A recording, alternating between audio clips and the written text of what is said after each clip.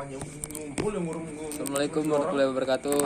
Makan, nama saya Sultan Rafi. Saya dari kelas 11 di kapal 2. Saya akan menjelaskan sistem kelistrikan kapal berbasis PLC. 1. Pembangkit dan sumber tenaga listrik utama. A. Generator. Diesel generator. Generator jelas ini adalah generator yang digunakan oleh hampir setiap kapal di dunia pelayaran. Diesel generator digerakkan oleh motor diesel. Kelebihan dari diesel generator adalah dapat digunakan keadaan saat berlayar maupun di pelabuhan karena digerakkan oleh auxiliary engine. Selama pergerakan siap dijalankan maka generator siap dioperasikan. Kekurangan diesel generator adalah membutuhkan bahan bakar dan perawatan yang hampir sama dengan engine. 2. Sistem generator. Sistem generator merupakan generator yang digerakkan oleh steam melalui tahapan beberapa proses konversi energi. Auxiliary boiler dibutuhkan untuk memproduksi steam. Selanjutnya steam digunakan untuk menggerakkan turbin dan energi mekanik turbin dimanfaatkan untuk menggerakkan generator. Kelebihan dari steam generator adalah mempunyai energi potensial yang besar dan lebih menghemat bahan bakar. Kekurangannya adalah dibutuhkan proses yang panjang agar sampai ke tahap menghasilkan energi listrik. 3. Shaft generator. Pada gambar shaft generator tersebut merupakan salah satu pembangkit listrik di atas kapal yang sering dijumpai. Shaft generator digerakkan oleh shaft main engine yang dikoppel dengan shaft generator. Generator yang di sini biasanya digunakan untuk pada saat kapal berlayar berada di lepas pantai. Tujuannya adalah untuk penghematan bahan bakar dari penggunaan diesel generator maupun steam generator. 4. Emergency generator. Emergency generator adalah sumber listrik cuma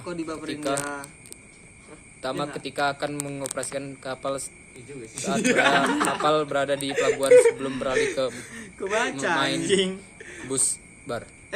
Suplai daya darurat sangat dibutuhkan untuk mengantisipasi adanya blackboard saat mengoperasikan kapal. Mengisi generator digunakan oleh motor diesel dan dijalankan menggunakan hydraulic oil pump dan elektro motor starter. B.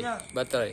Baterai merupakan bagian yang penting saat pada sistem kelistrikan kapal. Baterai berfungsi untuk menyimpan arus sementara yang kemudian digunakan untuk memenuhi kebutuhan arus listrik pada peralatan listrik kapal di antaranya sistem starter mesin.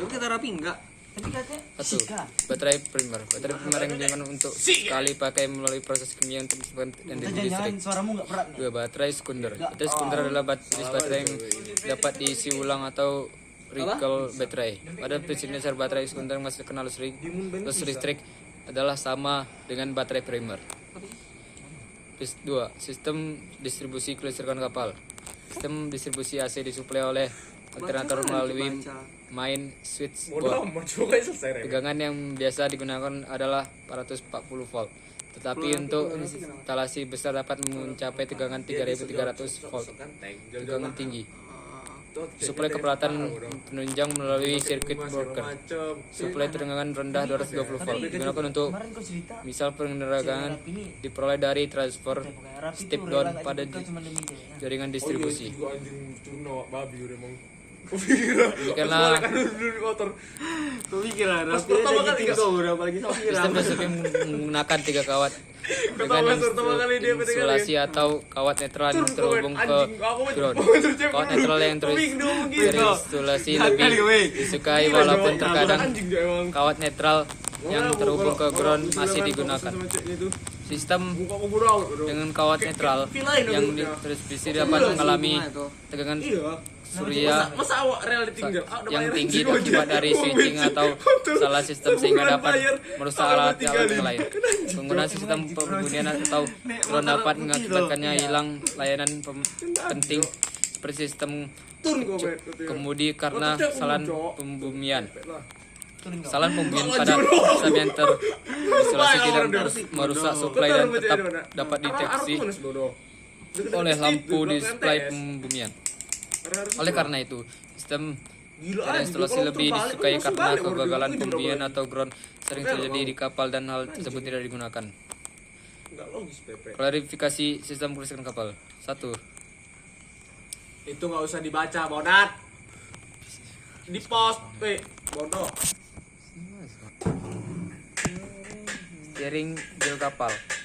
Steering gear merupakan suatu sistem penggerak dan daun kemudi kapal untuk merubah arah atau haluan kapal. Daun kemudi terletak pada buritan kapal. Awak kapal dapat mengoperasikan steering gear melalui anjungan dan ruang mesin.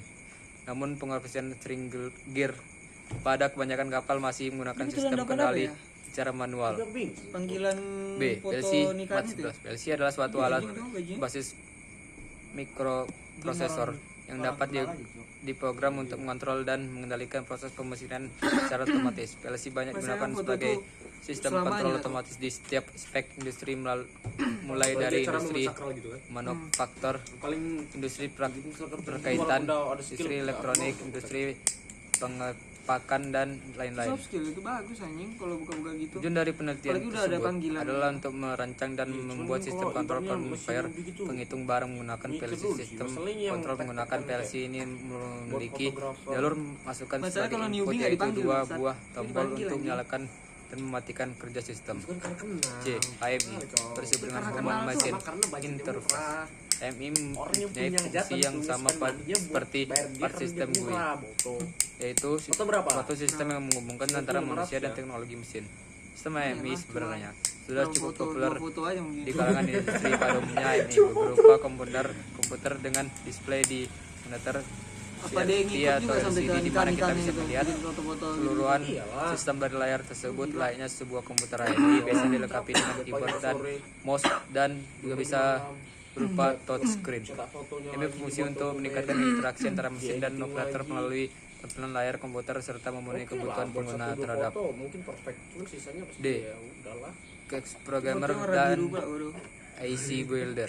Setiap perangkat keras pasti membutuhkan aplikasi untuk memproduksikannya. Seperti hanya menggunakan PLC, Programmer merupakan sebuah aplikasi yang menolong untuk mengatur perangkat PLC dalam mengontrol perangkat yang lain. IC Builder aplikasi untuk membangun graphic user interface pada PLC. Aplikasi ini bertujuan agar pengguna lebih mudah dalam mengoperasikan sebuah PLC. C.